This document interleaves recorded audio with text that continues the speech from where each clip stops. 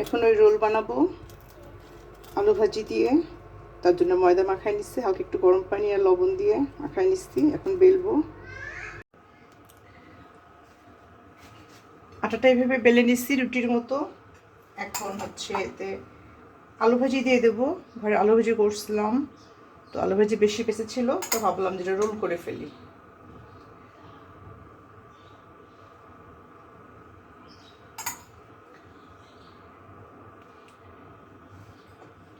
আর এই পাশে একটু পানি দিতে হবে, পানি দিলে এটা ভালো করে সেট হয়ে যাবে, আটকায় যাবে, এটা খুলবে না।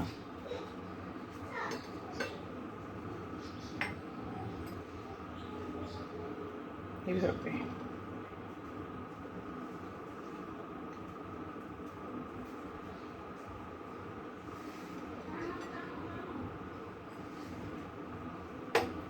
এইভাবে এ পাশে একটু পানি দিয়ে দেবো, তাহলে এটা ভাজার সময় খুলে যাবে না।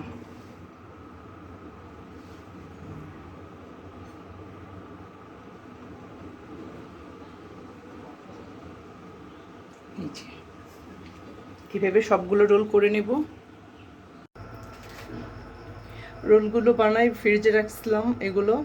আর ফ্রোজেন করা যেগুলো, সেগুলো হচ্ছে এনে দেরি করতে হয় না, নরম হওয়ার আগে তেলে দিয়ে দিতে হবে। একটু তেল ছিটবে, এতে কোনো সমস্যা নাই। এগুলো ভাজা হয়ে আসছে, কালারটা আরেকটু আসলে নামাই নিব। হয়ে গেল আমার আলুর রোল।